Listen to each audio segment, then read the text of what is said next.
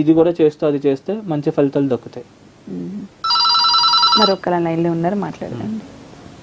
Hello hello madam. నమస్కారం అండి, మీ పేరు? నాగరాణి అండి. నాగరాణి గారు ఎక్కడి నుంచి కాల్ చేస్తున్నారండి?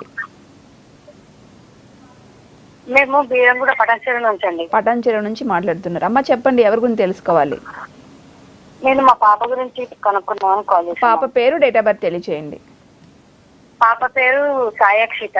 Sai Akshitha. Date of birth వచ్చేసి మార్చ్ 25, 2006 మ్యామ్. మార్చ్ 25, 2006. అవును మేడం. కరెక్టే కదండి, 2006 సంవత్సరం. 2006 మ్యామ్. పుట్టిన టైం, ఎక్కడ పుట్టారో తెలియచేయండి. 6:55 చందానగర్ మేడం. 6:55 చందన్ నగర్. అంటే మార్నింగ్ ఈవినింగ్ అండి? Evening ma'am. సరేనమ్మా, మీ సమస్య కోసం గురుగారు పరిష్కారం తెలియజేస్తారు, మాట్లాడండి. మాట్లాడండి. అమ్మ బాగున్నారమ్మా? బాగున్నాను సార్, మీరు బాగున్నారా సార్? బాగున్నా, చెప్పండమ్మా. అదే పాప ఫ్యూచర్ ఎలా ఉంటది ఏంటి అనేది కాల్ చేస్తాను సార్. పాప ఇంటర్ సెకండ్ ఇయర్ అయిపోయింది. తన ఫ్యూచర్ ఎలా ఉంటది అనేది కాల్ చేస్తుంది సార్. ఫ్యూచర్ బాగుందండి, కొద్దిగా ఎక్సలెంట్ గా ఉంటుంది, ప్రాబ్లం ఏం లేదు. ఓకే. చదువు కూడా బాగా వస్తుంది, విద్యాస్థానం కూడా చాలా బాగుంది. ఓకే. కొద్దిగా ఆరోగ్యపరంగా కొద్దిగా జాగ్రత్త అండి. లగ్నంలో కేతు ఉన్నాడు, గోచర కేతువు రాహుల్ కూడా సేమ్ జన్మజాతకంలో ఎక్కడ ఉన్నారో రాహుకేతువులు గోచరంలో కూడా అక్కడే ఉన్నారు. దానివల్ల హెల్త్ పరంగా కొద్దిగా తీసుకునే నిర్ణయాల తడబాటు, కొద్దిగా కన్ఫ్యూజన్ గురవ్వడం, ఇట్లాంటి ఇబ్బందులు ఉండే అవకాశం ఉంది. కొద్దిగా తలనొప్పి అలాంటివి వస్తూ ఉంటాయి. కొద్దిగా ఈ విషయాల్లో కొద్దిగా జాగ్రత్త తీసుకోండి. ఏదండి?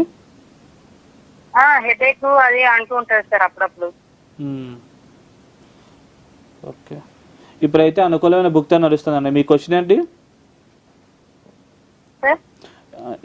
మీరు ఇంకా దేని గురించి తెలుసుకుందాం అనుకుంటున్నారు చెప్తే. అదే పాప ఫ్యూచర్ ఎలా ఉంటది, స్టడీ పరంగా జాబ్ వస్తుందా లేకపోతే ఏమన్నా అలా అనేది. అన్ని స్థానాలు చాలా ఎక్సలెంట్ గా ఉన్నాయండి. ప్రస్తుతం అయితే అనుకూలమైన దశాభుక్తే నడుస్తుంది, మంచి ఫలితాలు అయితే కనబడతాయి. అంటే ఉద్యోగం కోసం ట్రై చేస్తుందా పాప? ఇంకా హైయర్ స్టడీస్ కోసం డిగ్రీ చదువుదామని అనుకుంటుంది. మొన్న ఇంటర్ సెకండ్ ఇయర్ కొద్దిగా ఒక సబ్జెక్ట్ అయిపోయింది సార్ పాపది. ఈ ఇయర్ రాస్తుంది ఇప్పుడు.